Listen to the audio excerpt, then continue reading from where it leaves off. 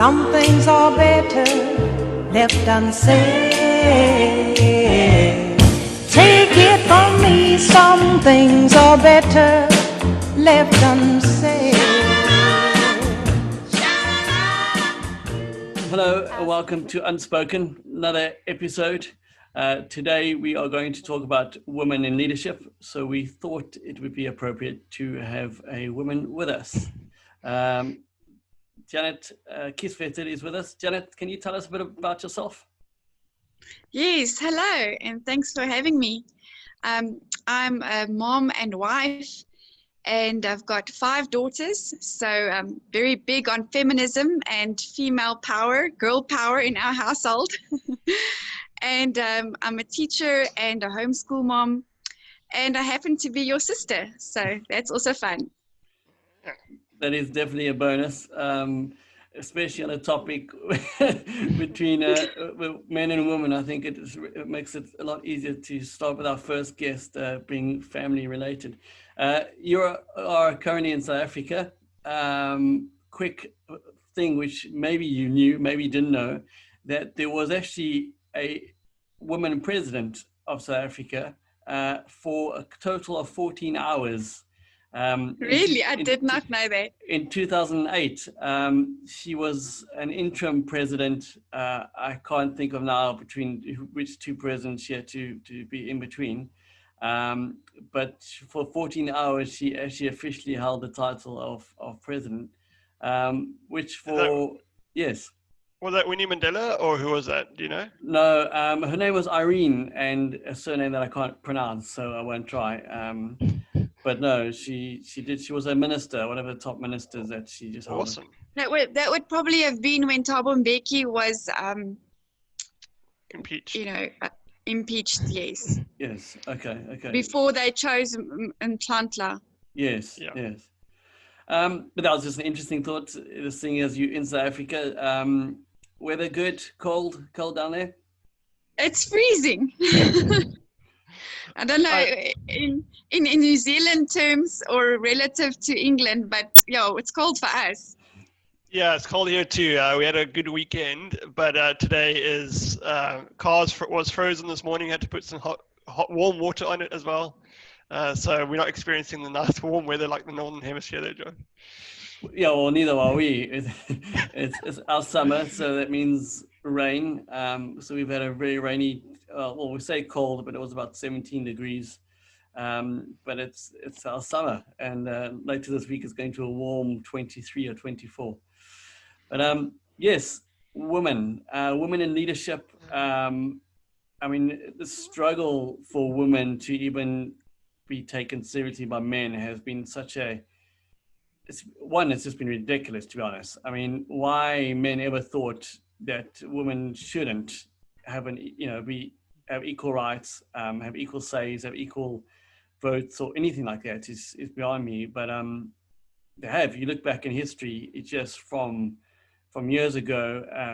Even places, even now, today, in the modern day, places in Africa and the Middle East and other places where they're still really oppressed by the men counterparts and by people who still looked down. It's really, really sad. I think recently, I think it was in the Middle East somewhere that they were allowed to start driving. 2020, or might have been the end of last year, 2019, and women allowed Saudi Arabia allowed to start driving. I mean, that's ridiculous. Yes. Well, it's great that they are, but it's ridiculous. The car's been invented for almost 200 years, and now they're only allowed to. That's also, we mentioned that the suffragettes in the 1918, they had a big protests and demonstrations and a lot of problems, here in England, and I believe around the world. They were fighting, and eventually they managed to get voting rights for women over 30. And then 10 years later, women up to of the same voting age as men were allowed to vote.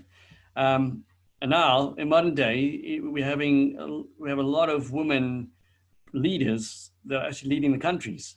So I mean, that it's taken close to 100 years 100 years for women to start being allowed to vote to actually running countries. Why, from a woman's point of view, why why do you think that? What can you try? I don't know. Is there a reason? Why did it take so long? It's power. It's the love of power and control. And men have always just decided that because they are physically, or they believe they're physically stronger than women, I think, they dominate. They dominate women, and they decide that the roles of the wife as mother, and socially she should remain as a mother and remain in the house as a household. And I think it's a socialist viewpoint, and they feel that women should not leave the workplace, just the education that was available to women. It was so restrictive. And I think many men believed women were actually inferior, intellectually as well. They felt they were not only superior physically, as in strength-wise, but also intellectually. And they believed women weren't able to think how to vote. They wouldn't understand politics. They just completely refuse to believe they understand how leadership works, how politics works. They would just completely believe that women are naive and silly and intellectually starved. I think if you're raised in a culture, if you've seen that over generations, where your mother or your grandmother's just in the kitchen or just looking after the children, and you're as a boy is just taught that you are the more intellectual, I don't think it's necessarily that they believe that they have to adapt, they have to get out of that culture. So I don't think it was just like everybody believed this is how they grew up and how they were taught. Yeah, women are, even the women themselves possibly were pushed down and said, no, you are intellectually less, or can't reach the same goals. So I think from both sides, that it was just how it was taught and how it was viewed for that long time. Yeah, but not completely from the female's point of view, because how many women wanted to become doctors, tried to become into the business for years. They had to push against very strong norms and belief systems. So there were definitely women who felt this is the norm and we can't change it, the status quo.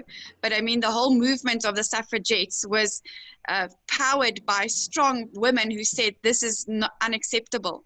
So yes, thankfully to them and to many other pioneers in different sectors like science and biology, and who showed men this is a wrong belief system. We are just as capable and equally strong and intellectual as men.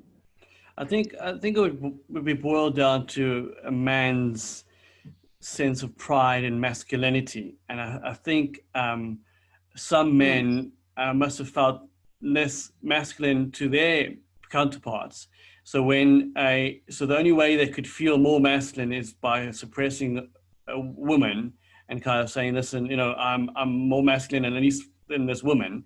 And I think by women then wanting to maybe coming to his line of business or try to show, they also find that they felt threatened in that way, and possibly that was the reasons behind why why they just didn't want that, kind of like, no, this is we need this type of thing, and but I mean it's just crazy to think about where it was, and it's really, really great to see where it is now. There's some stats that I had about 3 years ago. There were 15 women presidents or head ministers around the world were actually leading their country. Heads of state.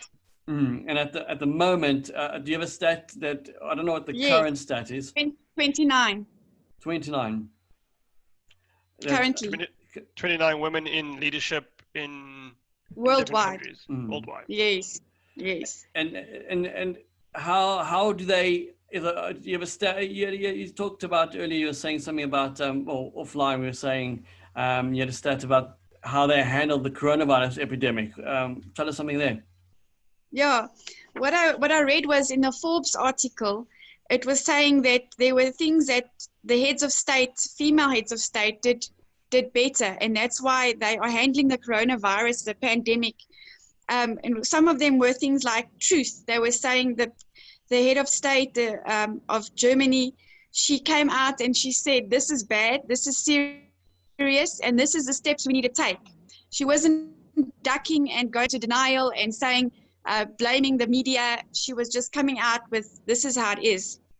Another one was decisiveness, and New Zealand's head of state was coming out and saying, "This is what we'll do. We're closing down any people leaving and coming into the country." And it was only 6 people were infected, so she came in with a very early, very decisive plan, and wasn't stepping around and saying, "Let's first talk about it, let's first see what happens," and wishy-washy type of leadership. Another thing that Norway's president did, the prime minister there is Erna Solberg, she had a press conference exclusively for children. And that is something that a female head of state may only think about. And she had no adults were there, and she answered questions from children around the country. And she talked to them on an emotional level, saying that it's okay to feel scared, and addressing the needs of her youngest citizens, which was seen as a very compassionate way of handling it, and thinking about the emotional effects that the COVID-19 would have on her citizens, not only the physical or financial. So the other ladies who did very well were Sanna Marin from Finland, and the Taiwanese president was said to have done so well. Even to date, there's only been 6 deaths in Taiwan, and she came in very early with lockdown and was very, very strict and made sure that her country's people stay safe. So well done to those female heads of state. Also here in New Zealand, we have a female prime minister. We fall under the English rule actually still, so we have a prime minister. And she also has done very well in terms of communication and in terms of, as you say, the empathy. I think they are definitely more approachable or more understanding of the deepness of the nature that perhaps than some of the male counterparts or some of the male leadership. And I really like that. I didn't even know that she had a press conference. Norway, was it? Yes. For children. I think it's just, as you say, it shows the type of thinking that a woman can have and can have that a man won't perhaps think is necessary or even get to, even if it's suggested, they might even brush it off without even a second thought. So I really like that. That's a very very good point. I mean, you're looking at two different angles of politics. You have the males who are strategic and, we're going to go this. It's almost like a gameplay where boom, boom, boom, we go there and there, we go the counter this. And then, then the women, from what we've heard, coming from an emotional point of view and saying, listen, how can we do this the right way? And let's think of the people, and rather than the gameplay, I suppose, let's think of the players that are involved in the decisions.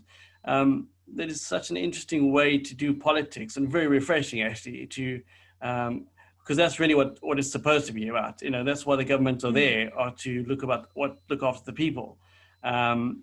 So that's possibly why we've seen such great success, is because this is what they're doing. We had in the UK, we had Theresa May was our first minister before Boris Johnson, and unfortunately she just didn't get it right. She was thrown in the deep end. She really, I don't think it mattered if it was male or female prime minister, whoever it was, that had to try and handle Brexit at that time, was just thrown into the deep end, and it was a Shark Tank really. It was a mess. And she's out, and you could see how it just, she came under the strain. And when she's out, she's still an MP for her area. and a great MP. She's doing very well. There's a lot of women leaders, MPs. Scottish first minister is a woman. She's doing great. I really hope that she doesn't want to call another referendum to leave to the UK. But other than that, from what we can see at the moment, she's doing well. The first woman was Margaret Thatcher, a very historically well-known minister, and she was the first woman first minister in the UK. And still to this day, people are saying how well she did in many areas. Oh, well, if you're English, if you're Scottish, she's not very liked. But one of the counterpoints that I would like to quickly mention was, do you think that the women can make the same calls a man could in terms of thinking straight? Because we just talked about the possibility of emotional thinking, which is a lot better. But I guess one of the arguments, and not mine necessarily at all, is that when it comes to push to shove, you need to make some really linear decisions already, factual decisions. And I wonder if women can do that as well as men, or even don't need to do it as well, but can they make those choices? Sorry if I cut you off and that wasn't the thought. What do you think, Janet? Well, yeah, let's ask Janet that one, because what do you think, sis? Yeah, well, I don't know if it's a question of can they make difficult decisions or get their emotions involved. I think it's their egos won't be in the way, like many men's egos will be. It's not something that they have to focus on. How well will they look, or will they be? It's the emotional side of it means that they tend to think about the people, and I think it will actually give them an advantage for making decisions. And are you saying it's a cutthroat world? They need to be non-emotional.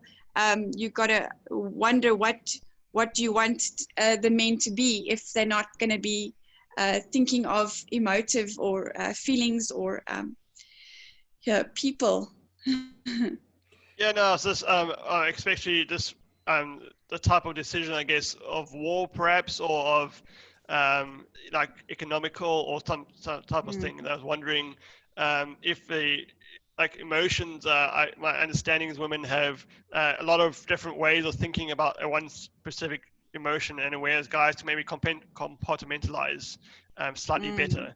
And so I was wondering that sometimes you just need to make a call. And a guy, yes, because they can cut themselves off a bit, they can just say, okay, this is the best call versus my research and and it will affect the population, but this is the best way to go. And I wonder if it's harder for women to do that. That's just but I think it is a good question, and I think we can compare, maybe look at CEOs in business and say, were they able to make difficult calls? Were they able to make decisions and that were non-emotive and that were had in the best interest of business decisions? And I think if we look at the CEOs in the Fortune 500, there's 37 female CEOs, and if we think of YouTube CEO Susan Wojcicki, how do you say her surname?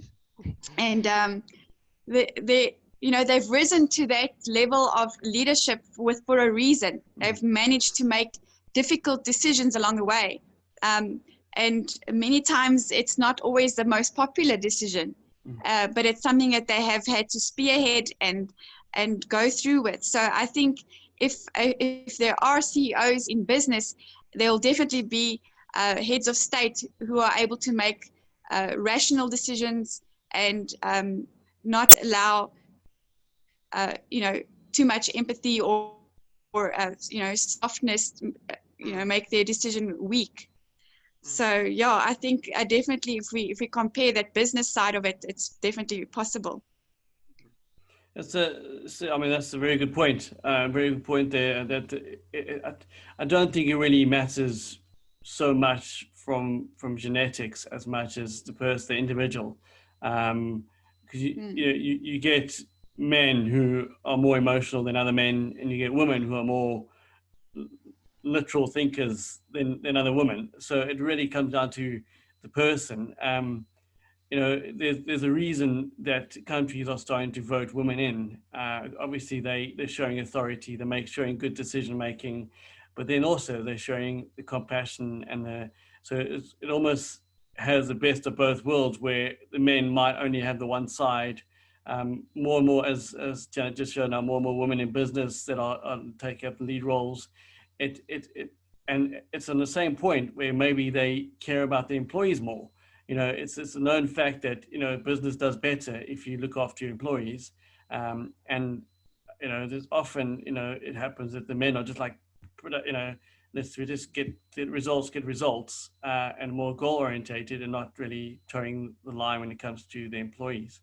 But it's a very good. While we're on this topic of business, well, actually not on the topic at all. It's more well, business starts with a B. Let's talk about Bibles. It was business and business schools and churches. That's the big topic. And as you know, on Unspoken, we talk about politics and we talk about religion and we talk about everything else. And so the religious part of women leadership for a long time, almost feels like it's been longer than actually voting rights or driving or any of that, because it's been around a lot longer. It seems like a lot of people think women shouldn't be preaching. I know there's churches here in the UK who women can share can share a story, or they can share a testimony, or can share something, but they can't stand up in there and preach for 30 minutes. But then you have the Church of England who have got women bishops, and they can preach and they can lead the church. But then on the same shoe, people are like, well, is it not? I've heard an argument saying when Jesus rose from the dead, the first person he saw was Mary Magdalene. And he didn't say to her, listen, can you go find a man so I can tell him that I'm alive? He told her, and she went and told her, and they believed her. So that was the one argument for saying, well, why can't women? She was the first preacher, in a sense, because she went to tell the good news that Jesus is alive. Yes. And I mean, even in the Old Testament, there were women. It was Ruth, who was there's some really. I think does she have a? I'm showing it. I don't know my Bible, but there were women leaders and judges who really did well. And it was Deborah. But John, can you see from a theological point of view? Can you tell us about the church and why some people think that women shouldn't? Yeah, so there's a wide range of views on this. As you just mentioned, even in the UK, there's ranging ones. In America, I can attest to that. Not everybody agrees. Of even if you agree into the similar area, there's different nuances in that. And I would like to state that often the doctrine of women in leadership is called egalitarian and complementarian type of leadership. It's not a one that will split a church necessarily. So the level of discussion is not always, even if one church is leaning on the egalitarian, which means equal, and they act more complementarian. So, but what happens is that they interpret certain passages of scripture differently. And the one that they lean on often is in Ephesians, and it says that a woman needs to be silent in the church. And there is it depends on how you interpret that. In context, it's saying that women were very rowdy in the congregation, and they needed to refer to their husbands or refer to the males if they have a question, rather than keep asking questions throughout the service and disrupt the church. And then some people interpret it, no, they should just be quiet overall and can't say anything, still to this day. And then there's also those that argue on the Phoebe was a prophetess in the New Testament, and she also brought important messages. But then there are also ones that in 1 Corinthians and also in Ephesians that Christ is the head of man, as the man is the head of the wife, or the husband is head of her, and they bring that into the church as well. And so yeah, that's the range of arguments that kind of go off. If a woman is in leadership, how far can she be in leadership, or should she, when it comes to church matters in particular, should she not be involved at all? Yeah, how is it in South Africa at the moment, Janet? How do you know quite a few women, or how's the kind of vibe or response to having women in because there's more than one type of church in South Africa as well. Yes, it's an interesting question. The churches here, I don't know of one church with a female head pastor or leader. It's basically usually a couple leadership. So the pastor is a husband and wife as head leaders. And I think, I don't know if that would be classified as egalitarian style, because they would have maybe equal say in church matters and be at board meetings, but it would be the male pastor who does most of the preaching. And but when it comes to worship or praise and worship, we've got equal female and male heads worshiping, leading worship. So yeah, I think mostly you see in a pulpit position doing the message of the preaching, we would have predominantly a very big majority of males in South Africa. You would have here and there a female bishop or allowed to give a message or preach now and again, but definitely not the main preacher. Would you say that is more because they see a preacher's role as almost like a fathering the church, as almost like you are my children in a way. As now hypothetically, as an analogy, saying this, and you are my, I'm the shepherd and you're the sheep. So that's why they say you have a man, or is it? Do they feel like the congregation, the men in the congregation, wouldn't necessarily listen to the message as intently, or is it that, or is it basically what the Bible says? Are you asking me? Yes. Yes. I wonder if it's a combination of the two. Also, definitely what Jonathan mentioned, Christ as the head of the church, and the church is seen as the bride of Christ. So the male predominance is definitely the leadership aspect, not the Father God mainly, but maybe the bridegroom. And so he takes the role. But I definitely do think that there are some attitudes in the men that would not enjoy submitting to a female or listening to her give a message. So definitely deep held beliefs about who should lead the message and what they would be willing to listen to. And as a shepherd, I think a shepherd is also seen as a male who shepherds the sheep and who leads them. So submitting and listening to a female I think many men would find that very hard. Yeah, I think it's it's a position of authority. It's an important if you are preaching up in on the pulpit in particular. It is the congregation has hopes that you have studied very much, and what you would say is God-given and doctrinal and a message for them. And so the reason why it's so deep or is connected to a deeper beliefs is because they want to make sure that whatever is coming from the pulpit is God-given and is truthful, and they can just take it in, like with having no walls or guarding or something like that. And as listeners, you need to be careful with how when you're listening to a sermon, and you can weigh up things.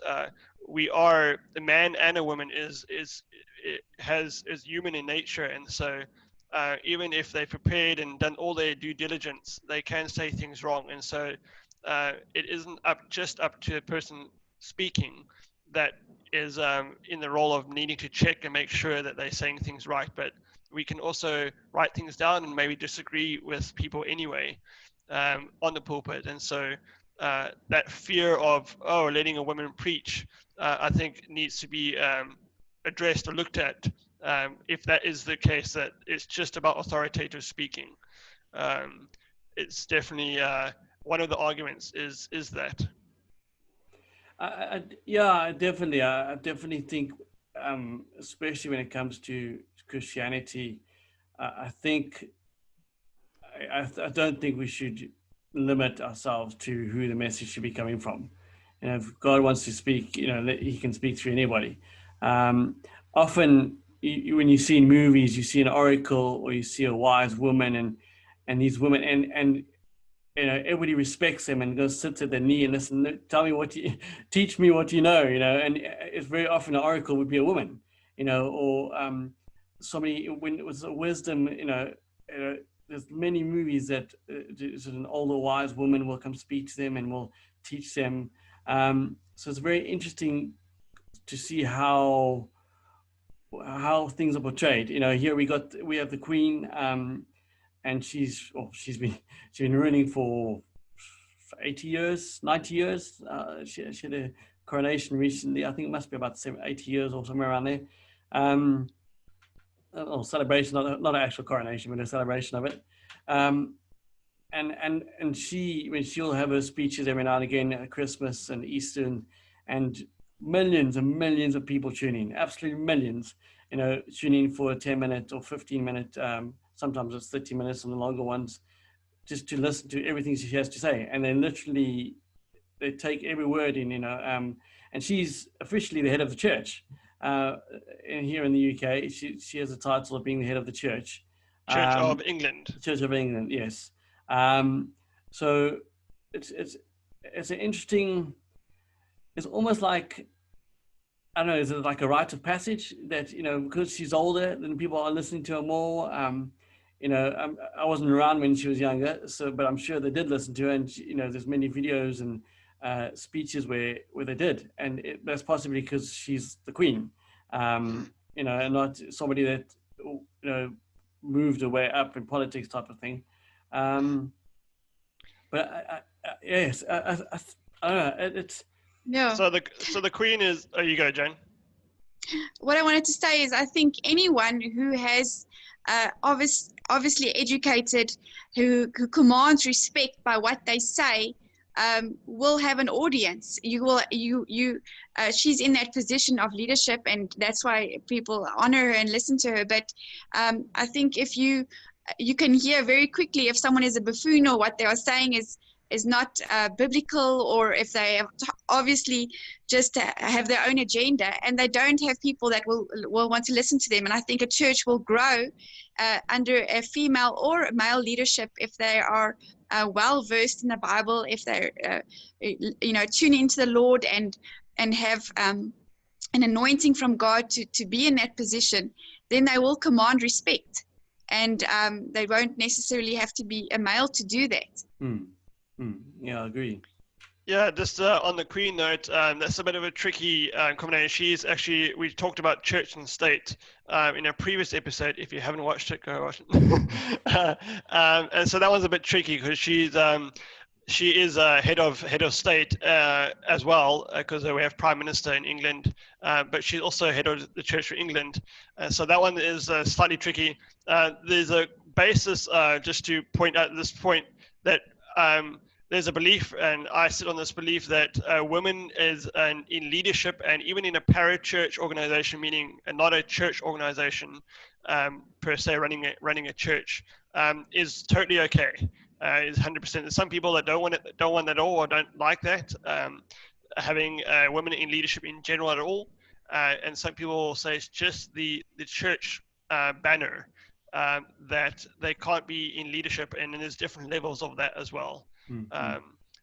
So the different levels would be that women can be deacons, That particular belief comes off the fact of 1 Timothy 3, where it says the qualifications of an overseer, and then it says underneath that the qualifications of the deacons, which is in 1 Timothy 3:8.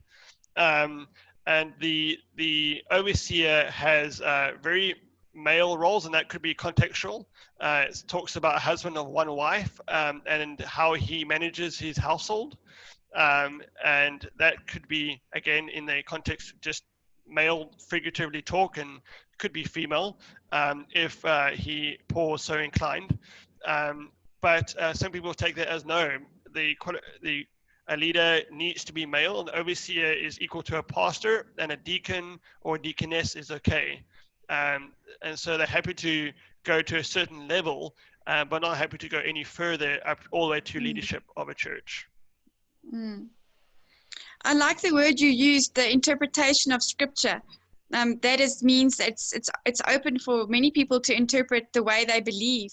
So that's why you'll have varying degrees of leadership and what people feel is allowed and biblically sound, is because the way that they have interpreted the scripture.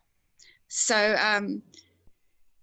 which means that you can have an opinion about what you think that the Bible means, or what Paul meant, or context, or the time that the Bible was written in, and that can all influence your opinion about women in leadership and women in the church.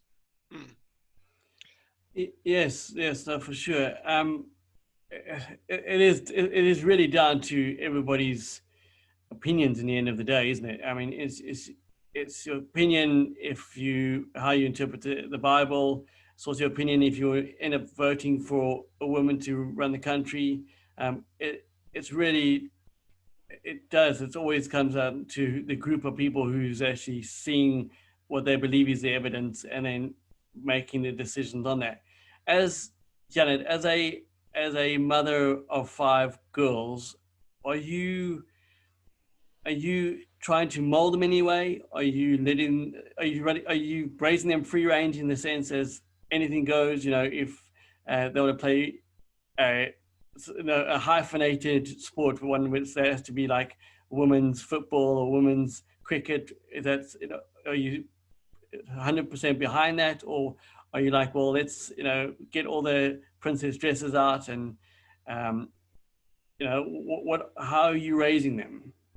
Yes, I definitely want to raise them to know that they are capable of anything that they put their minds to, and that they don't need to feel restricted or held back in any way, or inferior to men in any way. So I teach them about powerful women leaders.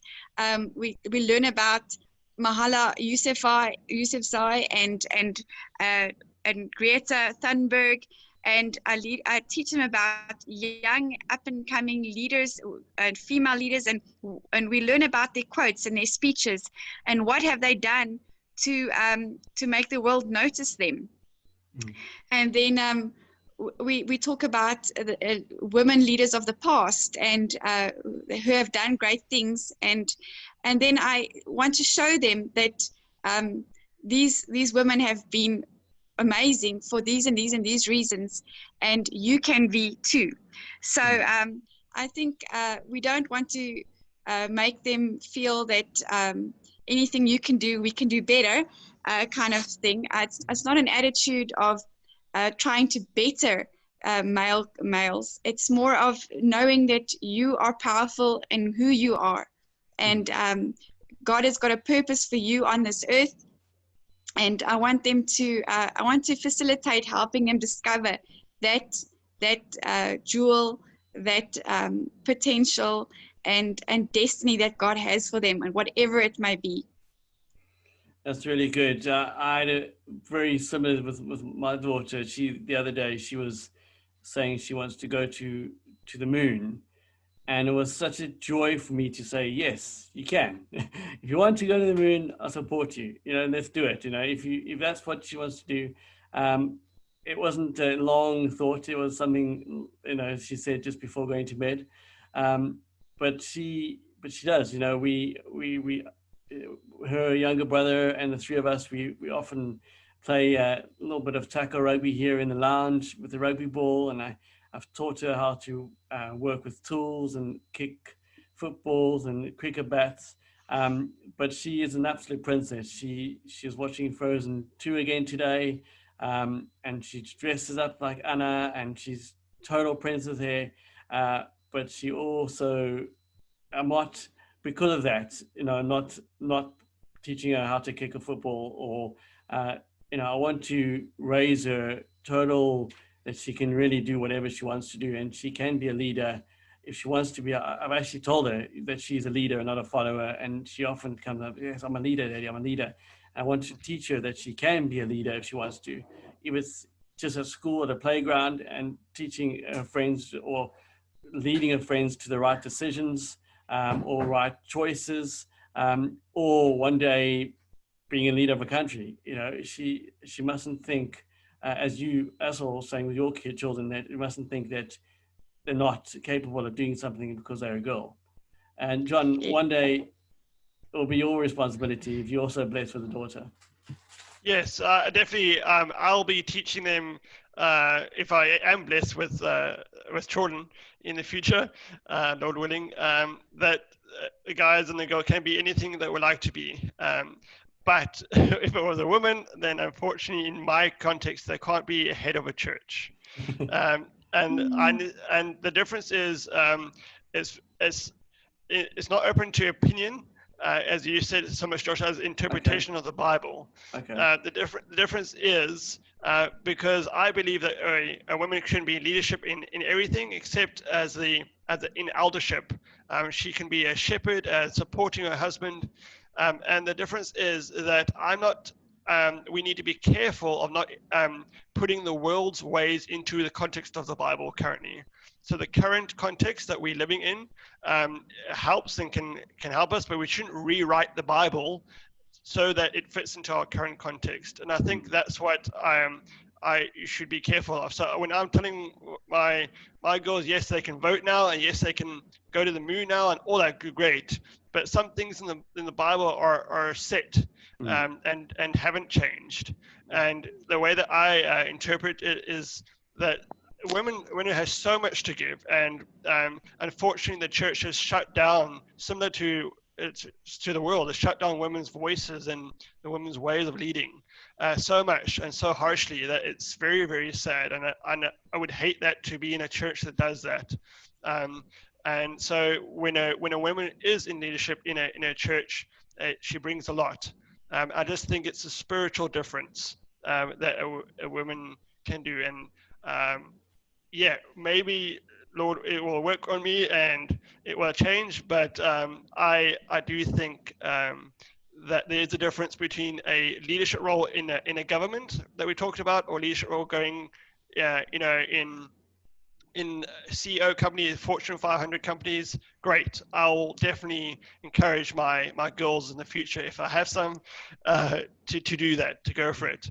And even to be leaders in the church. The person who's leading is put there by God in a church.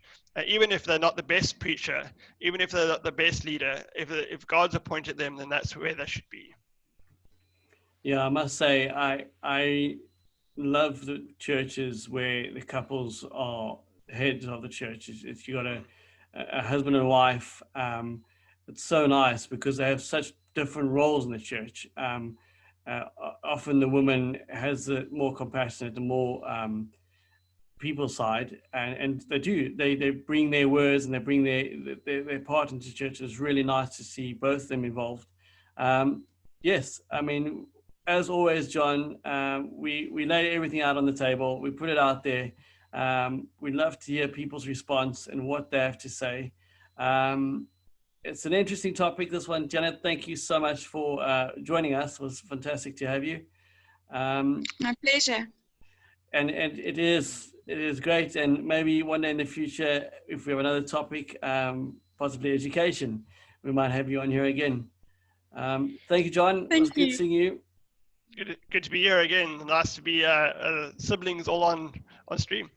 On stream. Yay.